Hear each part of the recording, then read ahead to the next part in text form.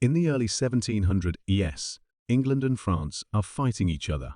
The Queen of England, who is in her middle age, is very weak, often sick, and has a moody personality.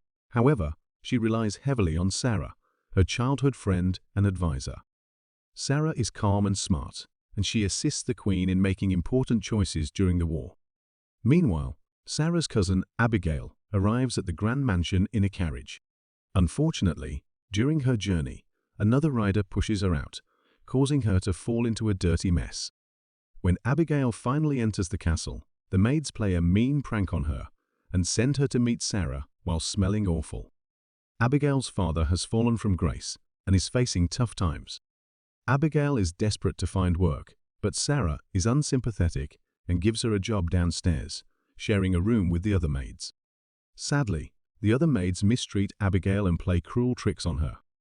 They trick her into touching a harmful substance called lye, causing a severe burn on her right hand. In the meantime, Robert Harley, a politician in the local government called Parliament, is very eager to put an end to the war.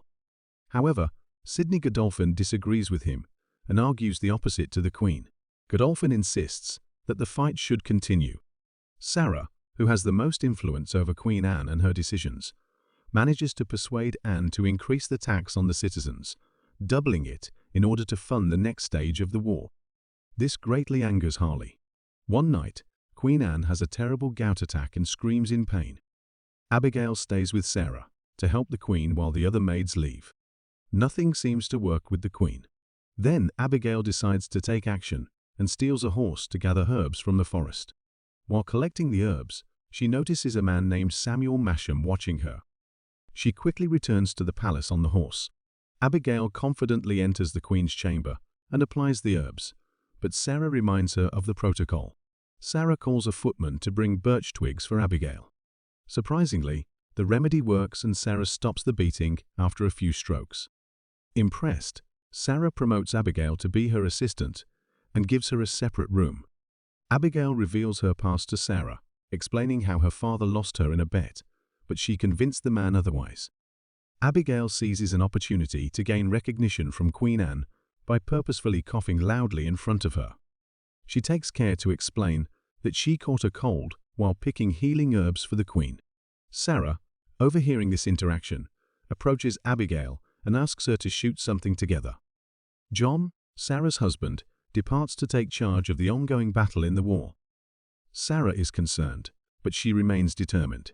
While engaging in a shooting activity, Abigail inquires about how Sarah can cope with the immense peril her husband faces. Sarah clarifies that she believes it is in the best interest of the country, and she has mentally prepared herself for the potential consequences. She acknowledges that Abigail can relate to this sacrifice, as she had surrendered herself to the German man in the past. During a lavish party, Harley repeatedly attempts to discuss with Anne the idea of ending the war. However, he is unable to have a private conversation with her, as Sarah is always by Anne's side. Meanwhile, Abigail seizes the opportunity to sneak into Anne's chambers and read books undetected. At one point during the party, Sarah dances with Masham, which causes Anne to become agitated. She interrupts their dance and demands that Sarah take her back to her chambers. However, before Sarah can fulfill her request, Anne calls for Harley and confesses that she realizes the tax increase for the war was excessive. As a result, she decides to maintain the tax at its previous level. While Sarah and Anne are making their way to the Queen's chambers, Sarah pauses to apologize to Anne. In a fit of anger, Anne slaps Sarah. While Abigail is deeply engrossed in reading books, she suddenly hears Sarah and the Queen approaching. In a rush, she hurries to extinguish the candle. Sarah and Anne enter the chamber and start kissing and engaging in a sexual encounter, shocking Abigail. She quickly flees without being noticed. As she leaves, Harley approaches Abigail and requests her to spy on Sarah and Anne, gathering any information that could help him gain favor with the Queen. However, Abigail firmly refuses to comply with his request. In response, Harley forcefully pushes her, causing her to fall. In the meantime, Abigail and Sarah are engaged in another shooting activity when Abigail decides to confide in Sarah about Mr. Harley. However, Abigail reassures Sarah that she can trust her with all her secrets, including her biggest one. This somehow annoys Sarah, leading her to retaliate by shooting a blank bullet at her during their shooting session.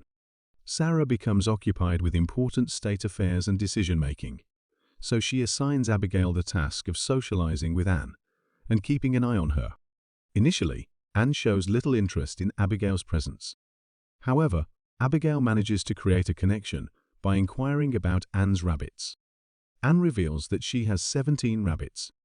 This touching conversation melts Anne's heart, and she starts spending increasing amounts of time with Abigail. One day, as Queen Anne and Abigail are on their way to the Queen's chamber, they hear music playing. Initially, Anne enjoys the music, but it soon agitates her, and she asks for it to be stopped. Feeling disoriented, she separates from Abigail and becomes lost. Abigail follows her and guides her back to her chamber. Once they are in the Queen's chamber, Abigail asks Anne to dance with her. As they dance, Sarah enters and witnesses them having a joyful time together. During their shooting session, Sarah and Abigail engage in a conversation about the Queen. Sarah assures Abigail that she will not bother her again with talk about the Queen. However, Abigail does not find this amusing and deliberately shoots a bird in a way that causes blood to splatter on Sarah's face. Just then, the Queen's young attendant approaches. Sarah immediately volunteers to accompany him, but the boy points towards Abigail, indicating that the Queen is actually summoning her. Abigail encounters Harley once more, and he coerces her into providing information. Reluctantly, she informs him that the Queen plans to double the tax. Armed with this knowledge, Harley manages to intervene before Anne's speech and delivers his own address, expressing gratitude to her for not reducing the tax and bringing an end to the war. The room erupts in cheers, putting pressure on Anne. Overwhelmed by the situation, she faints, unsure of how to proceed. Sarah suspects that someone must have influenced Harley and set up this turn of events. Sarah enters the Queen's chamber while Anne is away and decides to undress and sleep on the bed. However, when the Queen returns, she asks Sarah to leave upon seeing her naked body. Later that night, the Queen summons Sarah. As Sarah approaches the bedside, the Queen requests a leg massage, and Sarah complies, rubbing her legs as desired. The same night, Sarah enters Anne's chambers and discovers Abigail naked in bed with the Queen, as they had engaged in sexual activity. Furious, Sarah throws books at Abigail the following day, accusing her of being a manipulator, and immediately dismisses her from Anne's service. Shaken by the incident, Abigail grabs a book and strikes herself in the face until her nose starts bleeding. She then waits outside Anne's chambers, crying loudly. The following day, Sarah is surprised to see that Abigail is still working for Queen Anne. Anne explains to Sarah that she has chosen not to dismiss Abigail because she does not believe the accusations of her being a liar and thief. Additionally, Anne admits that she enjoys it when Abigail put her tongue inside her. The three of them embark on a journey together, and the atmosphere is filled with awkwardness. Sensing the need for a private conversation, Sarah pulls Anne aside and expresses her dissatisfaction, stating that it's time to put an end to the current situation. However, Anne confesses that she actually enjoys the attention and the competition for her affection from both Sarah and Abigail. Abigail acquires additional herbs from the garden and uses them to poison Sarah's tea. Later, Sarah goes out for a horseback ride, unaware of the poison's effects. As the poison begins to take hold, she faints and is pulled forcefully by her horse, dragging her through the countryside. The entire estate becomes worried about Sarah's sudden disappearance. However, Queen Anne suspects that Sarah might be pretending for attention, driven by jealousy over Abigail's growing closeness to her. Eventually, Sarah is discovered outside a brothel, severely bruised, bloodied, and unconscious. In Sarah's absence, Queen Anne becomes susceptible to influence. Harley takes advantage of this opportunity and informs Anne that Abigail and Masham have developed a romantic connection, despite it being unlikely. He manipulates the situation by offering his assistance to the Queen. Queen Anne experiences conflicting emotions regarding Sarah's absence. While she starts to worry that something grave might have befallen her, she also entertains the thought that Sarah may be purposely causing her distress. Suddenly, Anne recalls Masham's desire to marry Abigail, and she decides to facilitate their union. She elevates Abigail's status by bestowing upon her the title of Lady. Abigail and Mbhrecap are married in a private ceremony. As Abigail gains more influence, she collaborates with Harley to further undermine Anne's determination regarding the war, gradually weakening her resolve. After Sarah's return, she is horrified to discover that Abigail has been elevated to the rank of Lady. In her anger and frustration, Sarah impulsively slaps Abigail across the face. She then seeks out Queen Anne in her chamber, and Anne is shocked to see Sarah's bruised face. Concerned, Anne inquires about what happened, and Sarah claims to have been attacked by bandits. Sarah pleads with the Queen to dismiss Abigail, but Anne refuses, convinced that Sarah's motives are driven by jealousy.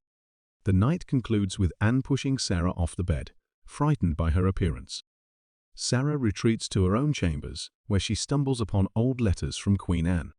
Sarah conceals her scarred face with a black scarf as she approaches Anne. With a determined tone, she urges the Queen to persevere with the war, increase taxes, and dismiss Abigail from her service, distancing her from their lives. Anne hesitates, unsure about these drastic measures. Sensing Anne's reluctance, Sarah reveals her trump card, the threat to release the love letters Anne had written to her, which would undoubtedly lead to a scandal of significant proportions. Anne is left feeling profoundly betrayed by Sarah's revelation, consumed by guilt over her threat towards Anne. Sarah decides to destroy the love letters instead. However, shortly after, she receives the news that she must return her keys to Anne's chambers and is being expelled from the castle. Standing outside Anne's door, Sarah offers a heartfelt apology, expressing that she has burned the letters. However, Anne does not acknowledge her or respond in any way. Consequently, Sarah is compelled to relocate to a different estate, leaving behind the life she once knew at the castle. With Sarah's departure, Abigail seizes the opportunity to indulge in a life of revelry among the upper class. She reluctantly tends to Anne, who has suffered a stroke and experiences partial paralysis on her left side. Anne's wavering resolve regarding the war becomes more apparent as both Harley and Abigail exert their influence over her. Sydney, noticing Anne's hesitation, wonders if Sarah would have a different perspective. However, Anne resists the idea. When Sydney suggests the possibility of Sarah sending an apology to Anne, the Queen shows a glimmer of interest, albeit pretending that it doesn't matter to her. Sydney approaches Sarah and convinces her to reconcile with Anne by writing her a letter. Sensing Anne's longing for Sarah, Abigail fabricates a lie, alleging that she has discovered evidence of Sarah and John's embezzlement. Anne dismisses the accusation, refusing to believe Abigail's deceitful claims. As Anne anxiously awaits the arrival of the letter from Sarah, her distress intensifies. Eventually, the letter reaches the estate, but Abigail intercepts it and burns it, preventing Anne from reading it. At a later point, Harley attempts to persuade Anne to dismiss John from the military. This shocks Sydney, as John had recently achieved a significant victory for their side. However, Anne alleges that John has been involved in embezzlement and commands his immediate removal, as well as an end to the war. She further demands that John and Sarah be exiled from the country. Meanwhile, Sarah and John are at their residence when they catch sight of troops gathering outside, visible through the window. While Anne rests in her chambers, Abigail purposefully steps on one of the rabbits, exerting pressure on it with her foot. The rabbit squeals and goes to the bathroom on the floor, while Abigail just keeps crushing it, snickering to herself.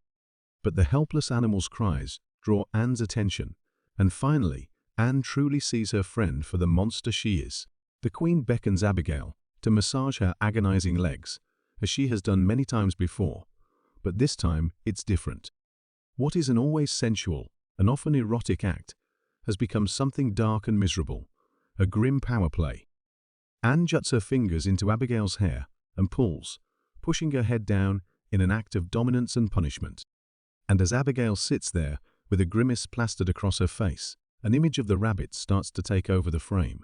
3 images imposed on each other, Abigail and Anne faces, both miserable and suffering, and Anne's rabbits, hopping along, fluffy little reminders of her grief. Slowly overtaking everything. The 3 rabbits signify Anne, Abigail, and Sarah in their own personal hell. Subscribe for more videos like this, turn on notifications, and leave a like. It really helps the channel.